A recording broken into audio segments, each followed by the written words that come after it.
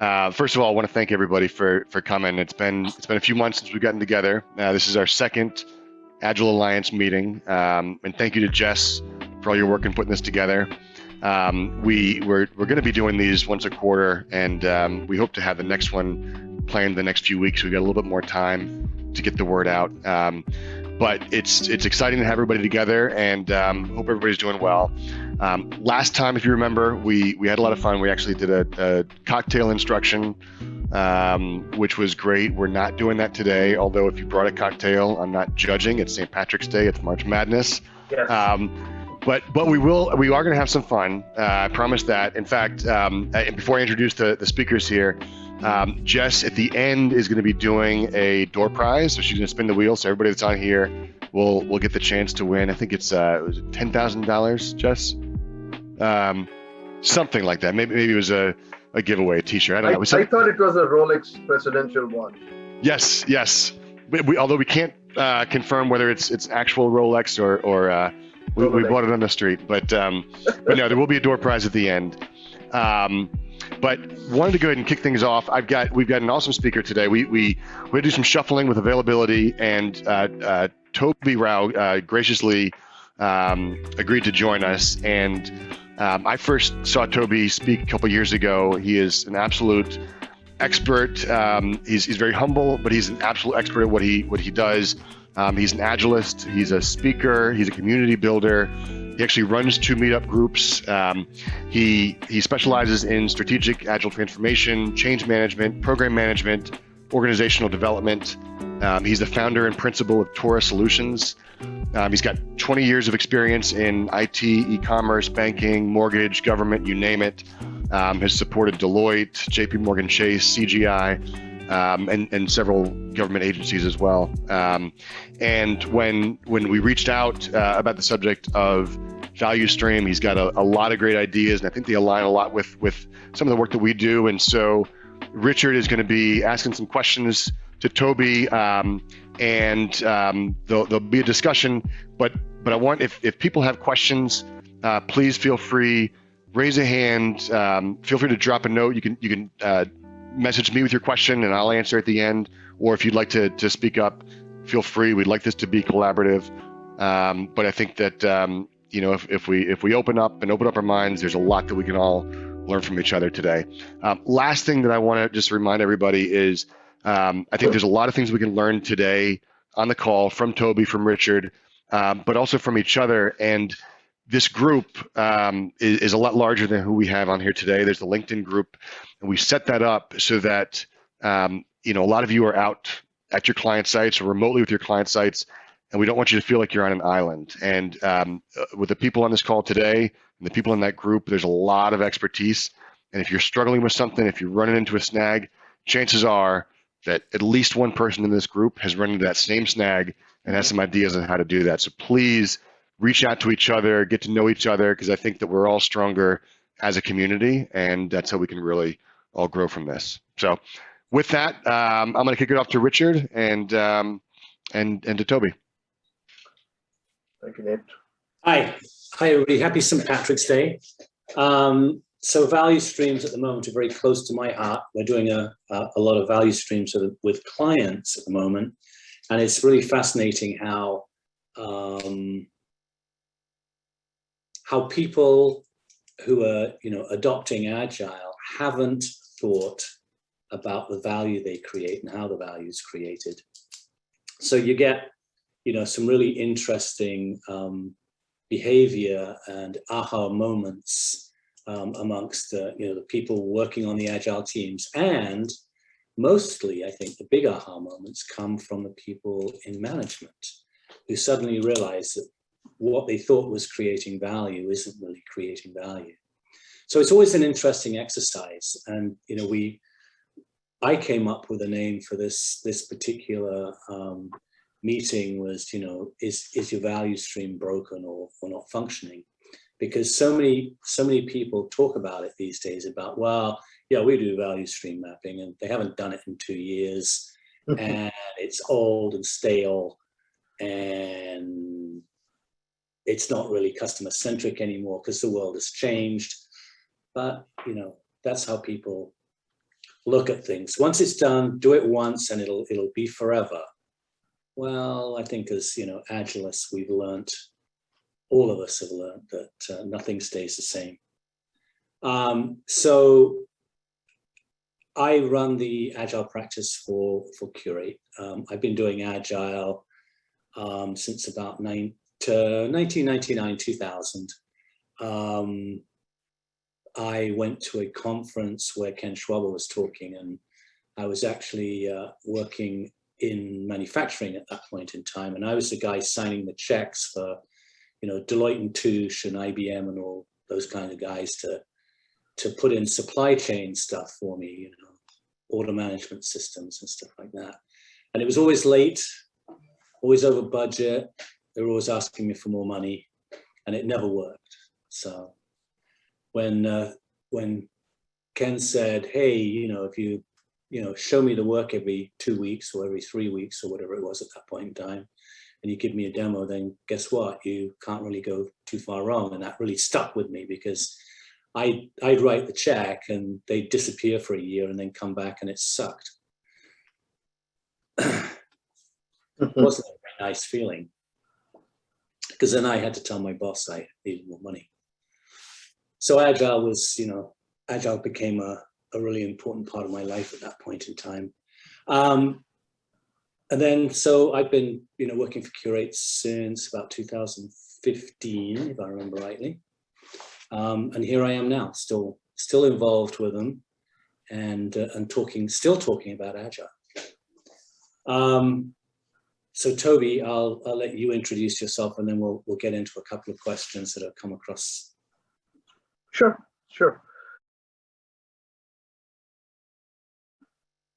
So Toby Rao, I am an Agilist. I think that's the shortest introduction I can give. I started my Agile journey around 2008, and after 2 years or so is when I realized that I had become an Agilist. The first 2 years, I was learning, I was questioning a lot of things. It was the first ever project, Agile project for OPM, Office of Personal Management, that I was a Scrum Master for. That was the only project which was Agile, and we were surrounded by non-Agile people. Anything that we needed and we were dependent on other teams, we would not get in time, because they're like, what's the urgency? Like, they're used to, requirements taking 5 to 6 months, and then analysis taking another 2 to 3 months. So, if somebody needed server space and they told them in the beginning of the project, 8, 9 months later, if they give them the server space, it used to work. I'm like, no, our sprints are already going. And they're like, what do you mean your sprints are already going? I said, why don't you come to our sprint? So after a few days, and this was in a skiff in Fairfax, a secure compartmentalized information facility. And then all these feds started showing up to our daily stand-ups. And they're like, oh my God, these people are actually doing work. Let's go find them servers. So I think that's where I started my journey. As Nate said, I've worked for a lot of organizations around this area, mainly in the federal space, but I've also done a lot of commercial work. And I'm super excited to be here today. And one more thing that I do want to say is that last year, I started my journey as a consultant. I started a company, which is a startup, and the goal is to provide services to customers. And I think I'm going to be focused on small businesses. There are a lot of agencies and big companies that get a lot of service, but a lot of the small businesses who need to compete, who also need help, often get neglected. So my focus is going to be on small businesses. So that's my introduction, and I'm very excited to be here today. So we've got a couple of questions, and then after that, we'll sort of open the floor to any other questions that come up about value streams. So we'd like to focus on the value stream topic today, but if towards the end, if you've got another question, we'd be happy to answer it. So the first question was, what's the impact on development capabilities when an organization still funds projects and doesn't look at the value streams and, from a safe, if you're doing safe, from a safe perspective, the release train. So what do you think about that one? Yeah, that's a great question. And I think I just told you the story, right? A couple of minutes ago, when my team was the only Agile project, and we were surrounded by non-Agile projects, right? Doing more traditional work. And the problem is that at least in 2008, 2010, and going till a couple of years earlier than today, and probably, unfortunately, even today, a lot of times, the people who fund these projects, right? People who champion an idea, people who are at the leadership level, people who are in contracts, people who are signing the check, like you were talking about, Richard, right? They don't trust the teams. They don't sometimes trust the flow of work that Agile does. They are more used to telling their contractors, their teams, hey, show me everything that you're planning to do in this 1 year with my money. Only then I will give you the money. But that only tells half the story, right? Because you can put the best plans possible, but those plans will not work out because there are going to be challenges, there are going to be discoveries, there are going to be bumps along the road that you have to adjust for, and therefore that doesn't work. We know that, right? People who are in the trenches doing the work, we know that. Even the middle management people know that. But somehow, when it comes to senior management and leadership, that trust is somehow not there. So that problem that I faced in 2008, we are still facing today, right? A lot of organizations are still funding projects. They are not funding a value stream. So for the sake of those who just joined or who may not know a whole lot about value streams, maybe a quick introduction on the topic might help.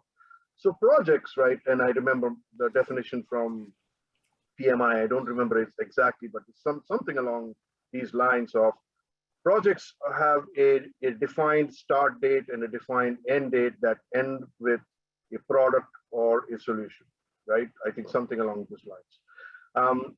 So basically, that's what a project is. It starts at a time, it ends on a time. An example of that could be like maybe you're developing a dashboard or you're developing some new reports for an organization. So it starts with requirements and ends with that dashboard being ready. Value stream, on the other hand, it's a much longer flow, right? It's a much longer flow. In fact, it's an end-to-end flow from the time an idea is born till the value is actually realized by the end users and the customers. And therefore, it's not a stop and go, but it's like a continuous flow. An example of that would be probably like PowerPoint from Microsoft, right? So PowerPoint or Word or Excel, these are all value streams. Now, within Word, there might be so many different initiatives or advancements that might be going on, but it's continuous, right? Do you ever see Word, 9.0, 10.0? I mean, all the small increments that are coming, they just keep getting added on based on what the customer is looking for. And now I think there is so much more advancement with agility and with technology that sometimes you don't even realize some things have changed because they are so user-friendly, you just adapt to start using it.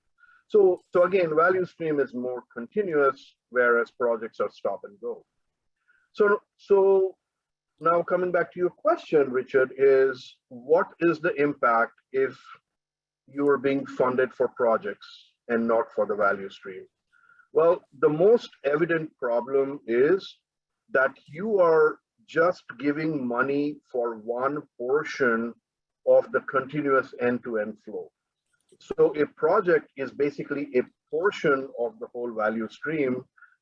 Just because a project is done doesn't mean the value has been delivered to the customer. A capability has been produced, right? And all you did was you funded one capability, whereas a value stream may have so many different capabilities and solutions or products that are being developed. I think the biggest problem is on people. And why is the biggest impact on people? Well, what happens is, let's walk through a real story, right? So let's say XYZ company gets a contract to do some work to develop this dashboard that we talked about, right? And they compete for the work, they win the work, they hire people from the market, they do some onboarding, they go work for the customer, they understand the requirements. And let's say they're doing Agile, and over X number of sprints, they release all the capabilities, and then basically that project is done, right? Once that project is done, now they don't have any more other work to do for that customer, but they might have built excellent relationship with the customer. They might have understood the domain. They might have understood the user and customer pain points, but that project ended, so now they have to go away. So the customers are not going to get the same level of service they were getting from this ABC company. Two, these team members now have to find new work. And if it is a small company, they may not have a whole lot of bench strength. So after a few days, they have to be let go, or, and then they have to look for a job somewhere else. So that forms problems. The other problem that also happens is that whenever you keep bringing new people, there are challenges with onboarding.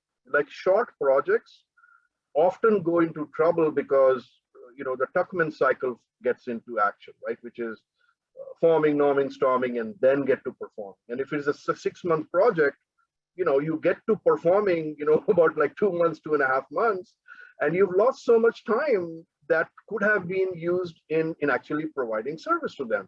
So, and that's why I say that, people is one of the areas which is impacted more. The other thing that comes to mind is brain drain, right? So this company XYZ, who's developing this dashboard for this customer, in the duration of the time that they're working with the customer, they develop so much knowledge about their products, about their culture, other areas where they need help. And also, because they're developing these dashboards, they understand a whole lot about the data, the infrastructure, so many different things. Now, when this project is over, when these people leave, all that knowledge is tacit knowledge, right? It's tribal knowledge. It's not like the waterfall days where you wrote volumes and volumes of documents. This is all tacit knowledge. So when these people go away, all this knowledge is now gone, right? All that domain expertise is gone. All the relationship that was built is now gone. And one thing that I do want to talk about is a lot of times when these projects are funded, they don't think about the post-delivery, right? We talk a lot about customer centricity. We talk a lot about user experience. But user experience is not just understanding what their needs are upfront and developing products based on that, but also after you've produced those products or solutions and delivered to them, understanding if those products and services are truly serving their needs, and then what adjustment should they make for the next version of that product. So by delivering the product, your job is not done. You still have to serve the customer. And when you're thinking about a product has a much longer shelf life. So if you develop and deliver the first version of the dashboard, you have to now think about how to make it better, how to make it faster, how to actually serve the customer's needs with that dashboard, and therefore think for the version 2 or version 3 of the dashboard. But with this stop and go project-based funding, after the first dashboard release, they're gone. And all that expertise is gone. So that's brain drain, right? And the other area I can think about is like value delivery. Right? I mean, it doesn't, you don't have to be Einstein to really understand that stop and start is bad, right? You stop and then you have to start again. This whole thing about, the amount that is wasted because your inertia, your momentum that you had is all now gone, right? You have to build all of that again come to a high performing. another aspect is innovation, right? A lot of times in the first version of a product, you are probably just delivering the highest priority items, right? There might be other items that need to be done.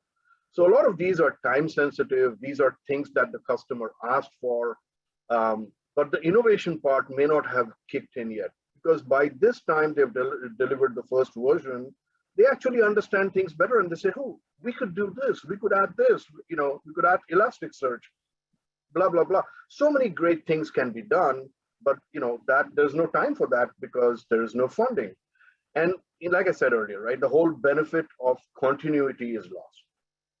And I think the last one that I want to talk about is the economic impact. Imagine if instead of a project, if they had funded a value stream, that it would have less, you would need less contract staff, you would need less recruitment budget, right? All of that would be gone because you have a good number of people, they work well together, and they're going to continue to work as a team. You know, you are going to, the attrition is going to go down. You know, all those things add up to saving money. Then think about, you know, cost of breaking down and building up teams.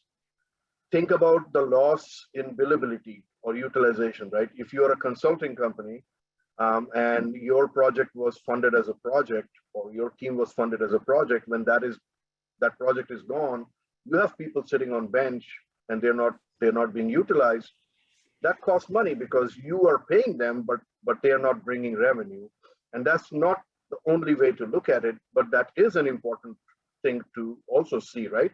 Because all businesses exist to make money, right? There's an economic reason for being in business, and you're going to lose that, right? And then think about a lot of these federal, like we live in, this is Washington, D.C. area. A lot of these agencies need cleared people. It needs specialized people with, you know, real specialist SME knowledge. Even for a basic clearance, it takes such a long time to get. And by this stop and go projects, by the time you get those specialists or you get the clearances done, a lot of time of your project is gone. And that has an economic impact on what you can or cannot deliver to the customer. So absolutely, it's a bad idea to fund projects. It's always better to fund value streams. But as Agilists, we have to do our part as well, right? What we are good at is we complain about these things. And when it comes to educating our stakeholders, we don't take those steps to do that, right? And I think it's up to us to educate our contract people. It's up to us to educate our champions, our leaders who are giving these funds, to tell them, hey, you can see the last 2 years we have consistently delivered, and therefore don't fund us in installments or don't fund projects. Give us a larger chunk of money, and you know, we are going to be good stewards of your money, and you can see how your money is being utilized because we are delivering value, you know, every sprint by sprint, we are delivering value. So you have to influence them. You cannot change their mind, but you can influence them. So hopefully this answered your question. Sorry for the long answer. That's great. I think I can add to that. I'm working with a client at the moment where we've stabilized the teams, and we're beginning to focus on the value stream, but in stabilizing the teams where you don't have people coming in and out all the time, and the domain knowledge increases, we're getting less bugs.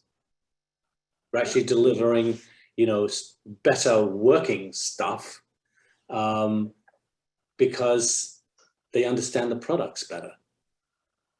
So it's, you know, simple stuff. We're not breaking the teams down. We're not adding new people all the time. We're actually making the team smaller at the moment because we're getting closer to that, you know, 9 ± 2, and it's actually working better. So, you know, the stability of the teams comes into this, you know, as part of the value stream. Does anybody have any questions for Toby? No questions? No questions, but I would like to echo or shout out. That's a very elaborated and a detailed answer to share. Thank you, Toby. I would appreciate the detailed version of what you want to say. Thank you. Yeah, well, there is a recording, so we are recording this, so it'll be available. Anybody else got a question? No more? So if we sent out a test, you could answer all the questions? I have a question if I can go next. Yeah, go ahead. Toby, because you said I will be asking a lot of questions, I wanted to live up to my reputation. Great experiences shared, Richard and Toby. And Toby and I have a longer association, so it was wonderful to today, Toby. Thank you. The question I had is, in your experience, I love metrics. I'm very passionate about metrics, and I also feel that metrics are a mirror to, the performance of the value stream or the flow of value. How is value getting generated to how it is being delivered to the end customer? I was interested in knowing, and Richard, you alluded to, fewer bugs, so greater customer satisfaction. But in terms of, in your experience, where you're looking at funding value streams and you're literally kind of setting aside capacity for a team to do work so that value is generated, rather than funding projects, you're funding value streams because you're in essence setting aside or paying for the capacity of a team. The question I have for both of you, in your experience, is there is this completeness to accuracy aspect as value flows from one team to another within a portfolio, or within the team itself, from one swim lane to another, right? Like, how usable is the code before it actually makes it to the customer, or once it makes it to the customer, how usable is it to the customer? What kind of metrics have you, in your experience, used in order to improve your value stream before you realize it's broken? Like, what have you done to prevent the value stream being broken? Richard, do you want to go first, or? Yeah, I can start off on that one. So, having actually just been through the exercise of what value is, so there's business value, which is actually easier in lots of ways to measure, because you can measure things like efficiency. You can measure how fast stories go through the system, from the backlog, or the creation in the backlog, all the way through to actually being implemented in the code and then released to the public, released to the wild. So you look at that flow, that can be measured. But the value that I think is most important, and I'm a big customer advocate, because I think the customer is really who's telling you what to do. I'm not a big fan of the CFO getting involved and saying, well, I want to see more efficiency, and I want to see less developers, and I want to see more velocity, and I want to see more story throughput, all that kind of stuff going on. It's all about, at the end of the day, when the business or your product group sits down and says, yeah, what I want to see is, I want to see customer adoption. I want to see, let's say, abandoned shopping carts disappear. I don't want shopping carts being abandoned, because that means that it's too difficult to use, or something's wrong. So there's all kinds of metrics that are applicable to specifically applicable to that specific business.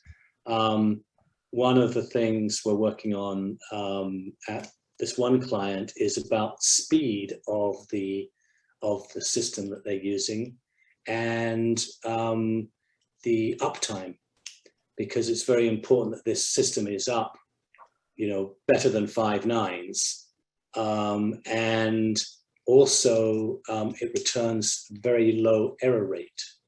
in the searches that the customers are performing, and the speed that it's done at. So, you know, they're measuring at sort of the nanosecond type of, actually they're measuring at the milliseconds, but anyway, but speed is really important to the clients. So those are things that we're looking at, but that's customer specific. On the other, there's another part of the business where they actually make money, and the one thing the guy measures is how many new customers do I have, how many customers have left us, so what's my churn, and how long do people stay with us, and how much money do they spend. So those are, you know, it's interesting. It's I think each case is slightly different. So I don't think you can put one, you can't just paint it with one color and say, okay, these are the metrics. You've actually got to query the business about, you know, what do we understand that our customers want? And again, you also got to ask about, you know, the business side of it as well, but not let them get crazy and measure things that can have unintended consequences. Mm-hmm. Thank you. All right, so if I could add some value, I'll add a few sentences. I think you covered it very well, but I want to tell you a story about my cousin back in India, and he is in the business of catering for weddings. And last time before COVID, when I visited him, he said, you should come to one of these parties. I'm like, no, I'm not a guest. I don't want to come there.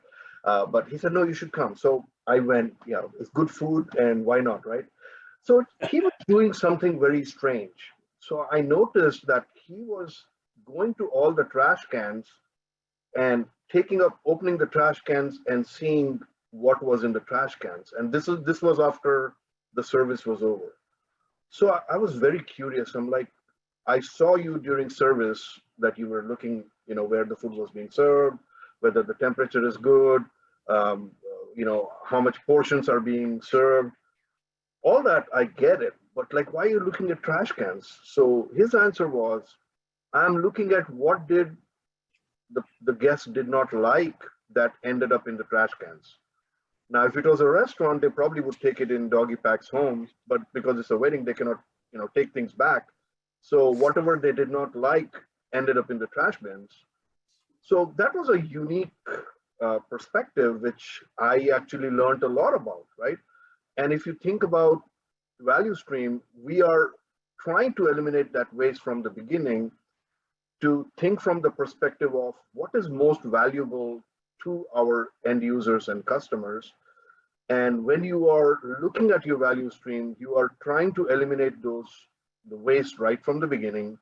And when you identify those gaps, you find ways to bridge that gap so that your trash bins are empty at the end of the night of that wedding reception, right? So now I want to answer your question. I think your specific question of what metrics have you used. So there are two types of metrics, right? One is qualitative and one is quantitative, right? So the quantitative, you know, you'll probably get from your JIRA, right?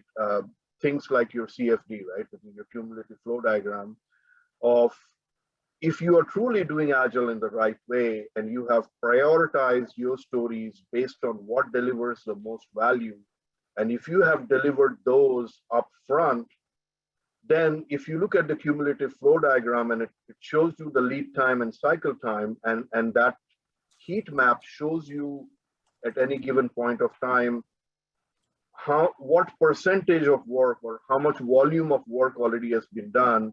So let's say if it's a 6-month project and in a 2-month period of time, you're looking at the CFD and you are seeing the done, you know, to be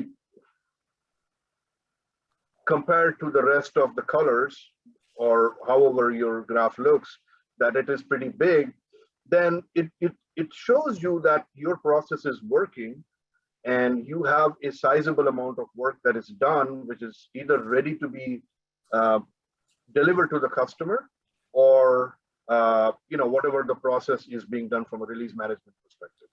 And then if you look at the CFD, it also shows you your WIP limits, right? Like how much work is in progress at a given time.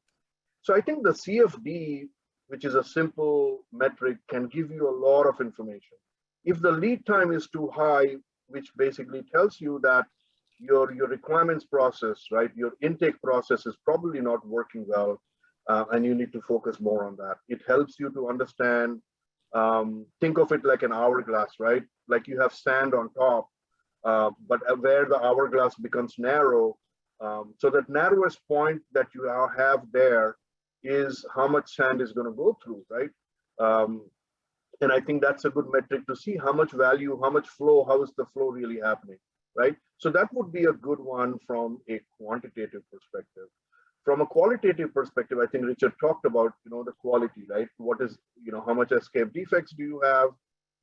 And also, and this, the point that I was making earlier is that when you have projectized funding and the whole team is gone and you have some lower paid people who don't know about the product, the technology, or what were really the requirements. All they know is that, you have level 1 support, level 2 support, level 3 support. And typically the level 1 support people don't know anything about it, right? They're just trying to understand what the problem is, but they don't know the product. So they're not giving them good service. And the level 2 people, right, they might know more. And by the time it comes to level 3, the customer is like, forget about it, I'm just going to buy something else. So, but the point is, you need to understand the happiness of the customer, right? Is the customer truly happy? And that you can find out through surveys, through actually talking to them, through user interviews that happen after delivery. Not just focus on user interviews before, but user interviews after as well. So those are a few ways that I've seen it being measured, Padma. Hopefully that answers your question. Yes, it does. Thank you. Okay. Anything else anybody wants to ask at the moment? I'll move on to the next question. So the next question, got to bring it up now. Sorry about that. So the next question is, can value streams succeed without a company being customer-centric? That's a good question. Yeah. Yeah. All right, so I'm going to take a cut at it, and please add some, your thoughts as well. So I think I answered this question in the first question, but I will try to make a shorter one in the interest of time. So as I said earlier, right, value stream is all about the whole end-to-end from the very beginning. When you are trying to understand a customer problem, you are trying to think of a customer need, and an idea is born, and then that idea takes the shape of a solution or a product or what have you, and that is delivered to the customer. It is developed iteratively and then delivered to the customer in iteration as well, right? So for example, if my company was developing remotes, right, for TV, then yeah, we're not going to build a whole remote, right? We're going to probably, in our first version, it's going to be a pretty basic vanilla. And what comes to mind is kind of like a Kano model, if you're aware of that. The Kano model, from a product perspective, talks about basic capabilities, advanced capabilities, expected capabilities, and then and I'm forgetting what the word is called in Kano model, but the capabilities that are basically going to make your customer, oh wow, right? I think it's called pleasers, or I'm forgetting the exact word, but you know what I'm saying, right? Those are the ones which really make your customer become very happy. Those are kind of the delighters. Yeah, you need to have delighters as well. But a lot of times in your first version of your product, you're probably not going to have delighters. You're going to have the basic stuff, and then incrementally you're going to add more and more value and more capabilities to that. So unless you know what is important to your customer, what is the value that the customer is looking for, what is it that differentiation that the customer is looking for, unless you are able to understand that, you will not be able to deliver that. And the other thing is also that you just cannot, there's no point of doing any value stream unless you know who your customer is, what their needs are, right? Typically, it's all starts with identifying the customer first, understanding what business am I in. Okay, I'll walk with the remote business, right? Remote idea. So who are my customers? What kind of remote are they looking for? What kind of TV are people buying today? Understanding that from your demographic, from your customer's perspective, is the very first step you actually take. And then once you identify that, then you kind of map out that journey, which is called the customer journey. You identify, you create some personas that reflect the different parts that could be part of that journey. And then you create the value stream. So basically, unless you know who your customer is, unless you understand what their needs are, you will not be able to deliver. And therefore, there's no point of doing value stream, because the whole value part is gone if you don't understand who your customer is. I'll stop there and I'll jump back in if needed. Richard? Yeah, it's I've seen people do value streams without any consideration for what the customer wants, because what they do is a process stream without thinking about the value. So they got a really efficient process, but it has no consideration for the customer, and so it's a very efficient process that the customer doesn't want. So it's got a really fast checkout, but all the checkouts are empty because the product that they were going to buy, or the products that were in the catalog were not what they wanted. So, but it's a really fast checkout. Who cares? Yeah. Because there's nothing that the customer wants in the value stream. But it's really fast. Don't worry about it. Oh, and it's on AWS as well, so that's cool. So I'm going to ask a question. So who knows where value streams came from? Anybody answer that question? So the big misconception is that actually came from Toyota, but it didn't. It came from a guy long before that, a guy called Charles Nopel in 1918, and he had a book or some writings called Installing Efficiency Methods, and that's according to Wikipedia. So if Wikipedia is right, that's where they come from. So who on the call is actually using value streams at the moment? Padma, are you using value streams? In one of my previous portfolios, yes.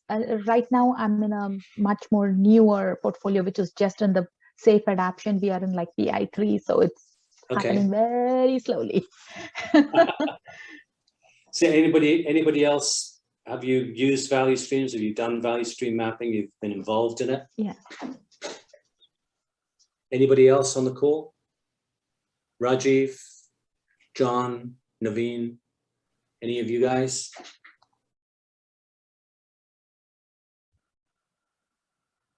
Yeah, I have been part of value streams, and I did have an opportunity to do value stream identification along with another course when I was in this level. Yeah, was doing it for a short time. Okay, I didn't quite hear all of that. Is my audio clear? Yeah, that's better. Okay. So yes, I worked with value streams, and I was also like part of the value stream identification during my Discover tenure, where one of the Agile coaches was doing that value stream analysis. I was part of it. Yeah. Okay, that's great. Anybody else using value streams? Or is Sorry, it I was on mute and I was speaking. Yes, we are doing it at CBS. Oh, okay. Yeah. Yep. Yep, I did some value stream mapping at CVS for them. That was really interesting. Mm-hmm. So, okay, any more questions on value streams that we can help you with?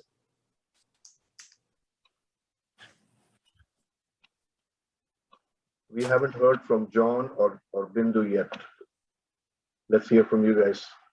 I am here. Interesting you say CVS. So, and I've been working there the past year. My question, and you kind of already mentioned this, Toby, but the question is, have I worked on value streams? I would say yes, but the customer would say no, and then they would say no, and I would say yes, because we can never agree on what is the customer is always right, they say, but in my case, that's not true.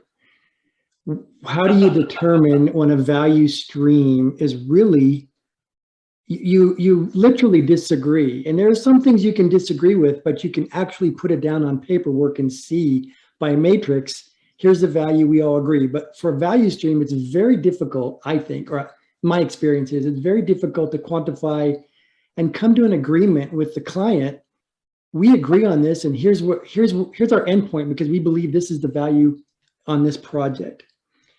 So to answer your question, I'm not sure. I have worked on projects that have a defined value stream, but how do we come to an agreement on, especially when with our experience, we know we're right, and that's why we're hired. We're professionals to direct the customer to be successful, but they're pushing the value stream away where it's not going to be successful. So how do you, since we can't really put it on paper and show a matrix of here, or maybe you can, that's kind of my question is, how do we prove that, well, how do we sway them towards what our direction is versus a value stream, what we believe the value stream is for this client? Yeah, I would say that you could influence them with the power of experimentation. Like a lot of times customers think of everything being linear and big bang. Yep. And if we can educate them, right? Okay. So I'm thinking that CVS is the pharmaceutical. Yep. Yeah. Okay. So what comes to my mind is that you could tell them that, hey, just because we are developing a new capability, it doesn't have to be released throughout the country, right? You could start with, like 2 counties in West Virginia or in Virginia, and test it and see, how the reaction of the market is for anything new that you're developing.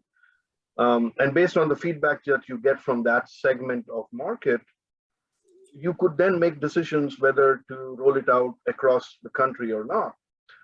So because we are able to produce at a much faster rate, because we are agile, we are doing iterative work, and we are saying, based on what you have told us, we can deliver this capability in maybe like 3 sprints, and we could test with a smaller segment. And if you think that this value stream that we have delivered on, makes sense, then we could test it out, get some real feedback, and then roll it out larger. So a lot of times the customer is thinking from a risk reduction perspective. They are not, a lot of times they are risk averse. They may not be thinking like you. We are thinking of innovation. We are thinking of using newer technology, newer things, but they always think that's a larger risk. So through good conversations with the right people, and really understanding why are they saying no to a certain thing, you might be able to break it down to something that is agreeable and favorable for your particular launch or whatever you're trying to deliver, right? So, like Simon Sinek says, start with why first. Why is it that they feel that this is not a good idea, right? And then you might be able to go down you know, even as Agilists, we ask, you know, the 4 whys they talk about, right? So that kind of helps us to get to a more root cause kind of analysis to see why are they saying no, instead of that becoming a rhetoric question saying, hey, we want to do our best, but our customer doesn't want to support us. Okay, we'll just give them the plain vanilla. No, try to convince them as to why it's a good idea, why the team is pumped about it, and how it's going to improve their, you know, speed of delivery or customer happiness, what have you, right? The customer experience. Yeah, so that would be my answer. Richard, if you want to add anything. So John, are you talking about the customer as the end user, or are you talking about the customer who is the business that's hiring the Agile people? Yeah, probably not the end user, probably the business unit who hires us to, yeah, you're right. Yeah. Okay. So, all right. So I can answer that question from a lot of personal experience. So a lot of companies don't collect data, or they do collect data and they don't know how to analyze it. Yeah, exactly. So, you know, certainly last 7 years of my life as an Agile coach and running an Agile practice, I have spent a lot of time with the product team saying, why are you building that? Prove it. Prove to me that the customer wants it. And most of the time they can't. So they have an idea that, oh, well, this would be cool to build.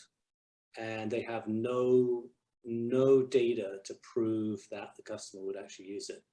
They're very much in that sort of, well, we'll build it and the customers will come. Mm-hmm. At CVS, where I was working in 2018 and 19, they had a couple of groups who, with so much data, it was unbelievable, and they weren't using it. And there were other groups who had a good amount of data, and they were using it very, very well. They knew about abandoned shopping carts. They knew about abandoned processes. People would look up comparative drug price for their insurance and stuff like that. And some people would abandon the process, some people wouldn't. And they also had a lot of customer surveys that were done, and they had a lot of verbatim, and they were doing quite a lot of net promoter score work as well. And there were a lot of people who were very focused on that type of data. But there were some people who had lots of data, did nothing with it. Some people who had good data and did a lot with it. So it was an interesting environment, but I think our job as Agilists is to say, you know, prove it. If you're going to spend 6 weeks, you're going to spend 6 sprints building this, you're going to spend a PI building it, then, you know, prove the value. Because, you know, why should finance sign off on the paychecks of everybody working on this thing if there's no value to it?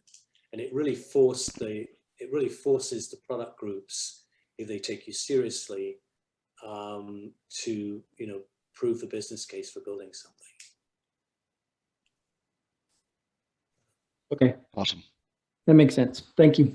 Yeah, it's just, you know, you've got to be persistent. Show me the value, and show me the data. Awesome. I think we are out of time. I want to first just say thank you so much to Toby for joining us. It was a real treat to have you, and I think I for one got a lot of value out of this and learned a lot. And Richard too. Thank you for hosting this. You know, like I mentioned at the beginning of the call, please get to know each other, interact, use the LinkedIn site is a private site, so feel free to message each other and ask for help and start discussions, because I think there's a lot that we can gain from this outside of that. We will communicate the next date as soon as we can, but it'll be next quarter, and we'll try to do that sort of mid-quarter if we can. Last thing, Jess has a door prize. I don't know, Jess, are you doing a wheel? What is the prize, and what are we doing here? Yes, it's a fun little digital wheel of names, and it's for a $200 Amex gift card. And then I was just following up on the LinkedIn group. I'm not sure if everyone's on it, but I just pasted it into the chat, so you can go add it there. And then, yeah, everyone that's attending gets their name put on the wheel of fun. So let me share my screen. Does everyone see their name up there? Yeah. That's positive thoughts, Right. Jeff. Positive thoughts now. Yeah. It's March. I asked a question. I should get the card. I answered it. I should get one too. Naveen. I mean, Awesome. Oh, nice. Congrats, Naveen. I'll email you after this. Thank you very much. awesome. Well, guys, thank you again. Thank Happy you. St. Patty's Day. Toby, Richard, Jess, thank you for everything, and see everybody soon. Thanks, man. Thank you. This Thanks, was everyone. wonderful. You all. Take care.